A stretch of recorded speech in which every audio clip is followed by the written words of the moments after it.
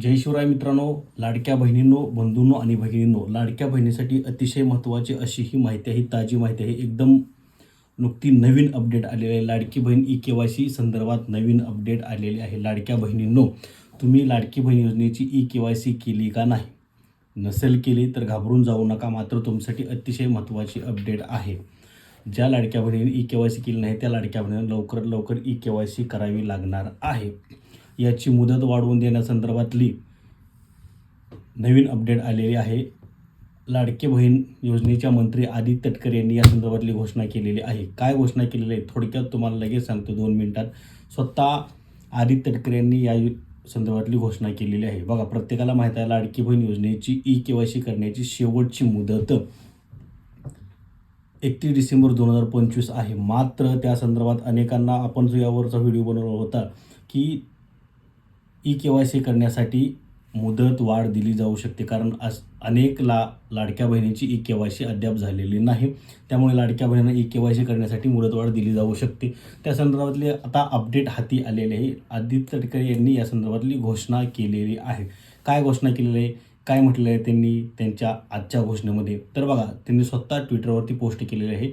लाडकी बहीण योजनेच्या ज्या संदर्भातली ज्या काही माहिती असेल, अपडेट असेल, त्या संदर्भातली अपडेट आदित्य तटकरे स्वतः ट्विटरवर देतात किंवा माध्यमांशी बोलून देतात. ट्विटरवर त्यांनी आज घोषणा केलेली आहे. तुम्हीही त्यांच्या ट्विटरवर जाऊन पाहू शकता. आदित्य तटकरे टाकायचं, त्यांचा स्वतःचा फोटो आहे आणि त्यांच्या ज्या काही घोषणा असतील त्या तुम्हाला दिसू शकतात. बघा, आता त्या घोषणेमध्ये काय म्हटलेलं त्यांनी की लाडक्या बहिणींनो, मुख्यमंत्री माझी लाडकी बहीण योजना लाभ अखंडपणे सुरू ठेवण्यासाठी ई-के-वाय-सी प्रक्रिया पूर्ण करणे अत्यंत आवश्यक आहे. यासाठी 31 डिसेंबर 2025 पर्यंत ही मुदतवाढ देण्यात आलेली आहे. यापूर्वी अनेकदा मुदतवाढ दिली होती. शेवटची मुदतवाढ 31 डिसेंबरपर्यंत आहे आणि ती शेवटची तारीख असणार आहे. ई-के-वाय-सी करण्याची शेवटची मुदत काय आहे? शेवटची तारीख 31 डिसेंबर 2025 असणार आहे. आता केवळ शेवटचे 4 दिवस उरलेले आहेत, असं स्वतः आदित्य तटकरे यांनी म्हटलेलं आहे. केवळ 4 दिवस उरलेले आहेत. त्यामुळे ज्यांनी ई-के-वाय-सी केली नाही त्यांनी 4 दिवसात करून घ्या, असं म्हटलेलं आहे. पुढं काय म्हटलेलं आहे? सर्व लाडक्या बहिणींनी आजच आपली ई-के-वाय-सी प्रक्रिया पूर्ण करावी, नम्र विनंती, असं स्वतः आदित्य तटकरे यांनी म्हटलेलं आहे. शिवाय या संदर्भातलं पोस्टरसुद्धा त्यांनी जाहीर केलेलं आहे. इथं पोस्टर त्यांनी जाहीर केलेलं आहे. बघा, तर तुम्ही जर अद्याप ई-के-वाय-सी केली नसेल तर लवकरात लवकर के-वाय-सी करून घ्या. तुम्हाला जे काय अडचणी येत असतील ते, इंटरनेटचा काय प्रॉब्लेम आहे तो बघा. वेबसाईट व्यवस्थित चालत आहे. आता ई-के-वाय-सीमध्ये नवीन प्रक्रिया, नवीन काही प्रश्न आलेले आहेत. ज्यांचा घटस्फोट झालेला आहे, ज्यांना वडील नाहीत किंवा ज्यांचा पतीचा मृत्यू झालेला आहे, अशासाठी तिथं ऑप्शन तयार करण्यात आलेलं आहे, बदल करण्यात आलेला आहे वेबसाईटमध्ये.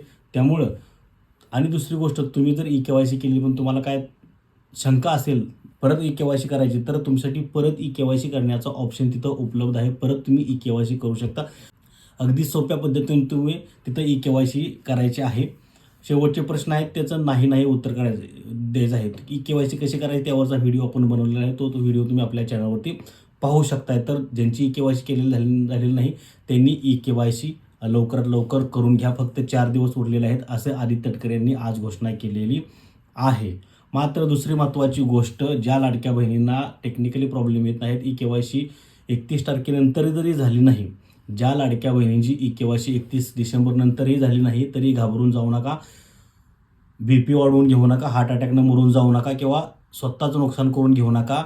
ई-के-वाय-सी करण्यासाठी जास्त जीवावर बेतून धावपळ करू नका, जेणेकरून तुमच्या जीवावर बेतेल, तुमच्या घरच्यावर बेतेल. तुमच्या घरच्यावरती रागवू नका.